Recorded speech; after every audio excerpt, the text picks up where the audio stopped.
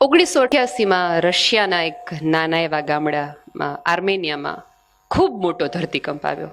એટલે વધીને 3 થી 4 મિનિટની અંદર નકશામાંથી એ ગામ એ શહેર બદલાઈ ગયું, ખોવાઈ ગયું, જડે નહીં એવું થઈ ગયું. આ આખી ઘટના 10,000 લોકો ઘવાયા, 3,000 થી 4,000 લોકો મરી ગયા. એવો મોટો ધરતીકંપ હતો. ધરતીકંપ પહેલાની 15 મિનિટની હવે હું તમને વાત કરી રહી છું. સાચી બનેલી ઘટના છે.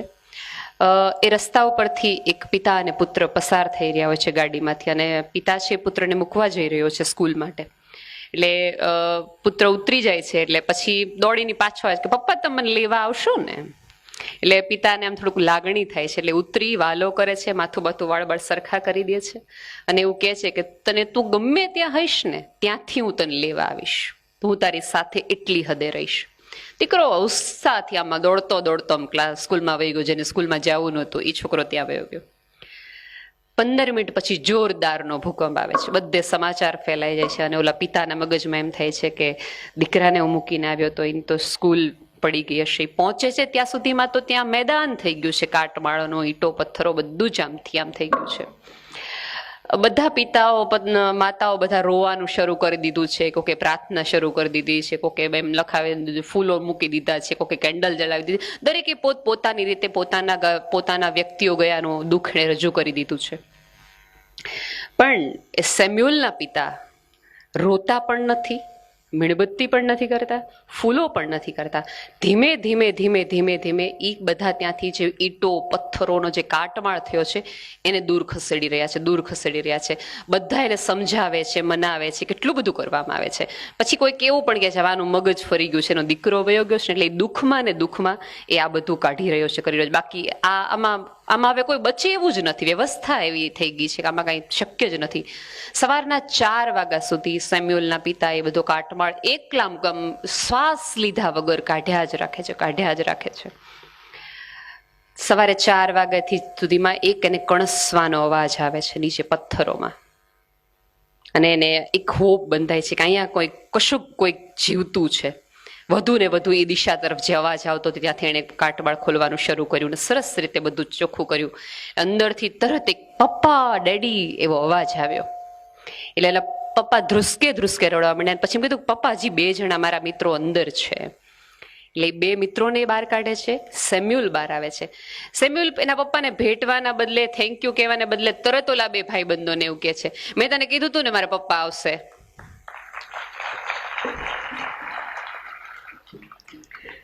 મિત્રો, આ પ્યોર ફેમિલીનો જે પિતા છે ને એ આ છે, આવશે.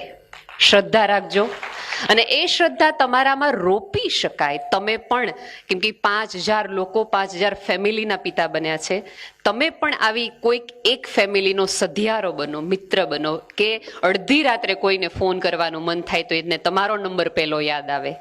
એ દુઃખી હોય, એ મૂંઝવણમાં હોય. હું હંમેશા કહું કે જ્યારે પણ આ પૃથ્વી ઉપર કોઈક આત્મહત્યા થાય છે તો ક્યાંક ને ક્યાંક આપણે નિષ્ફળ જઈએ છીએ. કે એને અડધી રાત્રે એ જગતનો એક વ્યક્તિ ઉપર એવો ભરોસો ન પડે કે હું આને વાત કહીશ ને તો આ વ્યક્તિ મને ઉકેલ લાવી દેશે, એટલે એને આ પૃથ્વી છોડીને જવું પડ્યું. બીજું કાંઈ ન કરીએ તો કાંઈ નહીં. કોઈકનો આવો પિતા, કોઈકનો આવો સધિયારો, કોઈકનો આવો આધાર બનીએ. એટલું તો જીવી જ લઈએ, એવા તો સરસ સંબંધો રાખી જ મૂકીએ કે કોઈને આપણી પાસે હોવાનું એમ થાય, અફસોસ થવો જોઈએ કે આ વ્યક્તિ નથી. હાજરીથી તો આપણે બધાને બહુ ખૂંચતા હોઈએ છીએ, પણ ક્યારેક કોઈકને તમારી ગેરહાજરી ખૂંચે એવું તો જીવિત લેવું કે આના વગર બધું અધૂરું છે. Thank you so much. હા જી મેં કીધું એમ કે હું મંદબુદ્ધિના બાળકોને ભણાવું છું. મંદબુદ્ધિના બાળકોને ખુદને ખબર નથી કે એની સ્થિતિ શું છે, એની પીડા શું છે, એની મૂંઝવણો શું છે, પણ એની સાથે રહેતા માતા પિતાઓને ખબર છે કે મારું સંતાન આવું છે, મારે તકલીફ આ છે. હું 2 મિનિટ બીજી વધુ લઈને વાત કરું કે જ્યારે પણ આવા બાળકોને જો, આવા વ્યક્તિઓને જો, તો ત્યારે થોડીક ઉપરવાળાને આભાર માનો અને થોડી એને વ્યક્તિ કરુણા વ્યક્ત કરો. કારણ કે બહુ કહી દેવું સહેલું છે કે અહીંનું અહીંયા જ ભોગવવાનું છે, ના તો કર્મોના ફળ છે. તમે કયા સારા કર્મોના હિસાબે અહીંયા છો એ તમને નથી ખબર. બહુ જ કહી દેવું સહેલું છે કે આવા છે. અને જ્યારે પણ આવા બાળકોને આવા વ્યક્તિઓને જોઈએ ને આપણે આપણી માટે એ 2 મિનિટનું રમકડું થઈ જાય. આપણે એને ગલગલિયા કરીએ, એને હસાવીએ, એને ચીડવીએ, એ તોતડું બોલે એટલે આપણને મજા આવે, એને લાળ પડે, લથડિયા લેતા જેવો જેલા આપણને હસવું આવે. કારણ કે આપણને એમ થાય કે આપણે તો પરફેક્ટ છીએ. તમે પરફેક્ટ છો, એ ઉપરવાળાની દયા છે, તમારી કોઈ સિદ્ધિ નથી. આવા બાળકો જ્યારે તમે જુઓ, લગ્નમાં ખાસ કરીને આ પ્રોબ્લેમ અમારે થતા હોય છે. લગ્ન થાય અને કોઈ પણ લગ્ન પ્રસંગમાં જઈને આવે એટલે એ છોકરાઓ ધમાચકડી ઘરે બોલાવી નાખે. કારણ કે આપણે બધાએ ભેગા થઈને એને આમ એક ઉશ્કેરણી કરી હોય કે તારે લગ્ન નથી કરવાના. આપણી માટે મજાનો વિષય હતો, બધું ભૂલાઈ ગયું. પણ પછી આ બાળકને તો લગ્ન શક્ય જ નથી. ઘરે આવીને જે ઉપાડા લે, માથા પછાડે, બધાને મારે, આમથી આમ બધું કરે, કારણ કે એને લગ્ન કરવાનો કીડો તમે અંદર પેદા કરી દીધો. તમે તો મજા કરીને સૂઈ ગયા. ઈ ફેમિલીને જ્યારે પણ આવી માતાને જોવો ત્યારે કદાચ લગ્નની ડીશમાં એની ડીશ ઢોળાઈ જતી હોય, આમથી આમ થતી હોય, ત્યારે એની માની સામે એમ જોવાનું કે આવા સંસ્કાર આપ્યા છે, એમ જોવાના બદલે એની થાળી પકડાવો. એને એમ કહો બેસી જા, હું તારી માટે થાળી લઈને આવું છું. કોઈ ફિઝિકલી હેન્ડીકેપ લથડિયા ખાતું ક્યાંયથી આમથી આમ ઢસડાતું જતું હોય તો એની સામે દોડીને મૂકી જવામાં તમારા પગની સિદ્ધિ નથી, પણ સહેજ સ્પીડ ઓછી કરીને એને સ્માઇલ આપવામાં તમારી સિદ્ધિ છે. કારણ કે બહુ જ સારી વાત છે કે કોઈને કહી દેવું તારામાં કાંઈ નથી. ઇઝી છે રિયલાઇઝ કોઈને કરાવી દેવું, પણ સૌથી અઘરું છે કોઈનામાં એ રિયલાઇઝ કરાવવું કે તારામાં કાંઈક તો છે દોસ્ત, જીવી જઈશાના આધારે. આ બધી મારા સ્કૂલની વાત છે. હવે જયભાઈ જે કીધો એ છેલ્લો કિસ્સો કહીને પૂરું કરું. મારા ફેમિલી પ્રોબ્લેમ્સ અમારે સૌથી વધુ આવે, કારણ કે જ્યારે આવા બાળકો જન્મે કુટુંબમાં ત્યારે સહજતાથી આપણે એવું કહી દઈએ, સાસરિયાવાળા એવું કહી દે કે ભાઈ અમારા 7 પેઢીમાં આવું બાળક નહોતું, તારા હિસાબે અમારે આ બાળક આવ્યું, એટલે સ્ત્રીઓ ઉપર એ બધો બોજ આવે.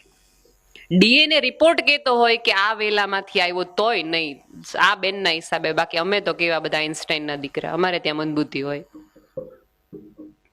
આવા બધા પ્રોબ્લેમો અમારે ત્યાં થતા જ હોય. એટલે મારા ક્લાસમાં રિસેસમાં જનરલી મારે સ્ત્રીઓ સાથે આવી બધી એના નણંદે શું કર્યું, એના વરે શું કર્યું, એના સાસુએ શું કર્યું, ગઈકાલે શું થયું, બધી વાતો થતી હોય. એટલે એક બેનના પતિ એને રોજ મારે, બહુ જ મારે, અને દારૂ પીને મારે. એટલે એ રોજ ફરિયાદ કરે. એટલે એક વખત મને એમ થયું કે બહુ થયું, હવે મારે છે તો આપણે કંઈક કરી લે. એટલે મેં એને બહુ જ આમ મારી અંદરની ઓલી સ્ત્રી સમાનતા વાળી સ્ત્રી જાગૃત થઈને મેં કીધું ઈ મારે ને એટલે આપણે સામે મારી દેવી. એને ક્યાં ખબર છે? એ સવારે ઉઠીને પૂછે કે મને આમ કે માં વાગ્યું ને અહીંયા હું, તો તમે આપણે કહી દેવું કે ભાઈ તમે પીધેલા હોય ને તમે ક્યાંય પડી ના હો, મને શું તમારી બધી ખબર હોય, એવું કહી દેવું તમારે એમ. એટલે મને એવું હતું કે હસશે અથવા તો કાંઈક એ લાઇટ મોડમાં આવી જશે ને કાં તો એ ઝાંસીની રાણી થઈને એમ કહેશે કાલ વાત. એ સ્ત્રીએ એમાંનું કાંઈ ન કર્યું. એણે બહુ જ વિચિત્રતાથી, અને મને થોડીક નાનપ ફીલ થાય એમ મારી સામે જોયું કે બેન ઈ પીધેલો છે ને એને નથી ખબર કે આ મારી ઘરવાળી છે, હું તો પીધા વગર મને તો ખબર ને કે આ મારો વર છે. ઈ ભૂલી જાય, ઈ સભાન નથી કે ઈ શું છે, પણ મને ખબર છે કે ઈ મારો શું છે. આટલું યાદ રાખવું કે આપણે તો પીધેલા નથી, જગત આખું પીધેલું છે, ખરાબ છે, બકવાસ છે, અપ્રમાણિક છે, નિષ્ઠાવાન નથી. હું છું એટલી સભાનતાથી જીવો તો પ્યોર ફેમિલી લાઈફના જ તમે સભ્યો છો, એ જ તમારું કુટુંબ છે. Thank you.